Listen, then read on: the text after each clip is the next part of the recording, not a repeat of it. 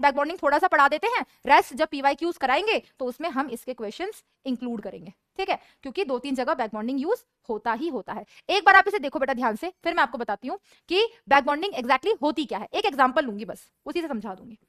बेटा एक बोरोन है, BF3 कैसे एग्जिस्ट करता है, इस तरीके से एग्जिस्ट करता है, क्लियर? कोई शक यहां तक नहीं? निकाल सकते हो, हाइब्रिडाइजेशन शेप सब निकाल सकते हो। अब बेटा बोरोन का एटॉमिक नंबर 5 होता है, electronic configuration 1s2 2s2 2p1। Fluorine का एटॉमिक नंबर कितना होता है, 9, electronic configuration 1s2 2s2 2p5। अब हमें इनर इलेक्ट्रॉन से तो कोई मतलब ही नहीं होता, हमें आउटर इलेक्ट्रॉन से मतलब होता है। ये हो गया इसका 2s2 और ये हो गया इसका 2p5, 1 2 3 4 5। यहां पर भी ये हो गए 2 इलेक्ट्रॉन्स और ये हो गया 2p का 1 इलेक्ट्रॉन। अब ओवरलैपिंग हो गई, बॉन्ड बन गया, लेकिन इस फ्लोरीन के पास क्या है, 3-3 लोन पेयर है, बिल्कुल है, एक बॉन्ड तो इसने बना ही रखा है। और जैसा आप बोरोन को देख पा रहे हो, और बोरोन के पास क्या प्रेजेंट है, बोरोन के पास प्रेजेंट है vacant p orbital, vacant p orbital.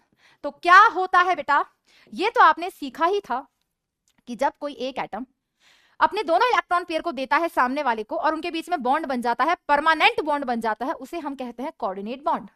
लेकिन कभी ऐसा सिनेरियो हो कि जो आपका सेंट्रल एटम है उसके पास वेकेंट p ऑर्बिटल अवेलेबल हो, ये इसके वेकेंट p ऑर्बिटल, और सराउंडिंग एटम के पास एक्स्ट्रा इलेक्ट्रॉन पेयर हो या नॉन बॉन्डिंग इलेक्ट्रॉन्स हो। तो ये जो नॉन बॉन्डिंग इलेक्ट्रॉन्स होते हैं, ये जो सराउंडिंग एटम्स होते हैं, ये इस सेंट्रल एटम के वेकेंट p ऑर्बिटल में इलेक्ट्रॉन देने की टेंडेंसी दिखाते हैं।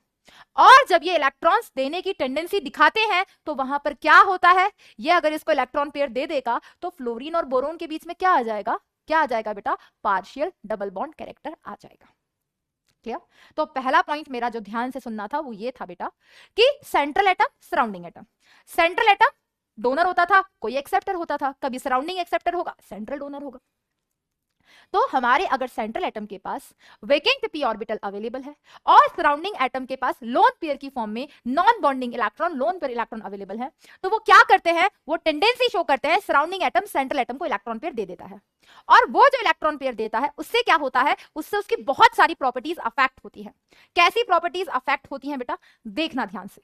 अगर ये इलेक्ट्रॉन पेयर यहां से दे सकता है तो ये भी दे सकता है, ये भी दे सकता है, कहीं भी दे सकता है। तो क्या हुआ बेटा, वो बोरोन जो कि एक इलेक्ट्रॉन डेफिशिएंट स्पीसीज है, वो BF3 जो किसकी तरह बिहेव करता है, जो कि लीस एसिड की तरह बिहेव करता है। लीस एसिड क्या होते हैं, जिनके पास टेंडेंसी होती है इलेक्ट्रॉन पेयर एक्सेप्ट करने की। तो BF3 एग्जिस्ट करता है, BCl3 भी करता है, BBr3 भी करता है और Bi3 भी करता है, चारों हैलाइड्स करते हैं बोरोन के। तो इस केस में सबसे अच्छी ओवरलैपिंग, सबसे अच्छी बैक बॉन्डिंग कहां होगी, जितना इन दोनों एटम्स का साइज सेम होगा, बोरोन भी सेकंड पीरियड से, फ्लोरीन भी सेकंड पीरियड से। तो सबसे अच्छी बैक बॉन्डिंग BF3 में होगी, लोन पेयर तो क्लोरीन में भी है, BCl3 में भी है, BBr3 में भी है, Bi3 में है। तो अच्छी बैक बॉन्डिंग कहां होगी बेटा, जहां पर साइज डिफरेंस कम होगा। तो अगर पूछा जाए ऑर्डर ऑफ बैक बॉन्डिंग क्या होगी यहां पर, तो ऑर्डर ऑफ बैक बॉन्डिंग होगी बेटा यहां पर क्या, सबसे अच्छी बैक बॉन्डिंग कौन करेगा बेटा, BF3, फिर BCl3, फिर BBr3 और फिर Bi3। और जितनी अच्छी बैक बॉन्डिंग होगी उतना ज्यादा इस बोरोन का जो वेकेंट ऑर्बिटल था वो ऑक्यूपाई हो जाएगा। जितना अच्छा वो ऑक्यूपाई हो जाएगा उतना कम अच्छे एसिड की तरह वो बिहेव करेगा, क्योंकि अगर उसका p ऑर्बिटल भर जाएगा तो उसके पास टेंडेंसी कम हो जाएगी इलेक्ट्रॉन पेयर को एक्सेप्ट करने की। क्या टेंडेंसी कम हो जाएगी इलेक्ट्रॉन पेयर को एक्सेप्ट करने की, क्लियर? और अगर इलेक्ट्रॉन पेयर को एक्सेप्ट करने की टेंडेंसी कम हो जाएगी तो वो एसिड भी कम अच्छा है। तो back bonding is inversely proportional to acidic strength. तो एसिडिक स्ट्रेंथ का ऑर्डर क्या आ जाएगा बेटा, एसिडिक स्ट्रेंथ का ऑर्डर आ जाएगा सबसे कम BF3, फिर BCl3, फिर BBr3, फिर Bi3। तो होता क्या है, बैक बॉन्डिंग के होने से पार्शियल डबल बॉन्ड कैरेक्टर आ जाता है। और हमने वेस्पर थ्योरी के एक पोस्टुलेट में पढ़ा था, double bond occupy more space than single bond. और अगर double bond more space occupy करता है देन सिंगल बॉन्ड तो पाई बॉन्डेड मॉलिक्यूल्स का बॉन्ड एंगल ज्यादा होगा। तो बैक बॉन्डिंग होने की वजह से क्या क्या होता है, back bonding is inversely proportional to acidic strength, मैंने आपको बता दिया कैसे, एसिडिक स्ट्रेंथ, एंड जितना ज्यादा बैक बॉन्डिंग होगा उतना ज्यादा पार्शियल डबल बॉन्ड कैरेक्टर आएगा, और जितना ज्यादा पार्शियल डबल बॉन्ड कैरेक्टर आएगा उतना ज्यादा क्या होगा बेटा, उतना ज्यादा बॉन्ड एंगल होगा। तो कभी कोई एक्सेप्शन ऐसा मिलेगा बॉन्ड एंगल का, वहां पर बैक बॉन्डिंग हो रही होगी। एक बार इसे रीड आउट कर लो बेटा।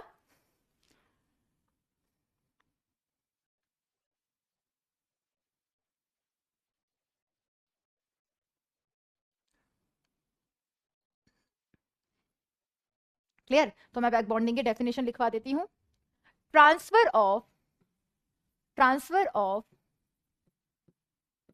lone pair electrons, transfer of lone pair electrons, or we can say it non-bonding electrons from surrounding atom donor atom होगा term to the empty shell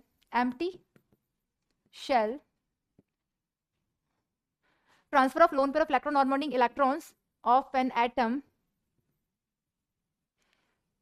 from, क्या लिख रही हूं मैं, transfer of lone pair electrons और non bonding electrons of an atom from its filled shell to the empty shell of an adjacent atom is known as back bonding, clear? But back bonding होने के लिए, electron pair accept करने के लिए vacant orbital available होना भी चाहिए, ये ध्यान रखना बेटा। And that is the reason, एक एक्सेप्शन है हमारे पास बॉन्ड एंगल का। क्या एक्सेप्शन है बेटा, देखना यहां पे, Cl2O का बॉन्ड एंगल सबसे ज्यादा होता है, देन H2O का होता है, देन F2O का। अब हमने जो पोस्टुलेट पढ़ा था, हमने क्या पढ़ा था कि जब सेंट्रल एटम सेम होता है तो हम देखते हैं सराउंडिंग एटम की इलेक्ट्रोनेगेटिविटी, और सराउंडिंग एटम की इलेक्ट्रोनेगेटिविटी जितनी ज्यादा होती है बॉन्ड एंगल उतना कम होता है, तो उसके हिसाब से H2O का बॉन्ड एंगल सबसे ज्यादा होना चाहिए था। लेकिन Cl2O में जो सेंट्रल एटम है ऑक्सीजन और ये सराउंडिंग एटम है क्लोरीन, इस ऑक्सीजन और इस क्लोरीन में यहां पर लोन पेयर होते हैं, और इस क्लोरीन के पास क्या होता है, वेकेंट डी ऑर्बिटल अवेलेबल होता है। तो ऐसा जरूरी नहीं है कि बैक बॉन्डिंग सेंट्रल एटम से सराउंडिंग एटम की तरफ होती है, बैक बॉन्डिंग सराउंडिंग एटम से सेंट्रल एटम की तरफ भी हो सकती है। तो जब सेंट्रल एटम इस सराउंडिंग एटम के डी ऑर्बिटल में इलेक्ट्रॉन पेयर देगा तो पार्शियल डबल बॉन्ड कैरेक्टर आ जाएगा। पार्शियल डबल बॉन्ड कैरेक्टर आने की वजह से ये जो बॉन्ड एंगल होगा कंपैरेटिवली ज्यादा हो जाएगा। तो ड्यू टू बैक बॉन्डिंग इधर बैक बॉन्डिंग होती है, H2O में नहीं होती और यहां पे भी नहीं होती, तो यहां पर वही नॉर्मल रीजन है कि सराउंडिंग एटम की इलेक्ट्रोनेगेटिविटी ज्यादा, दैट्स व्हाई बॉन्ड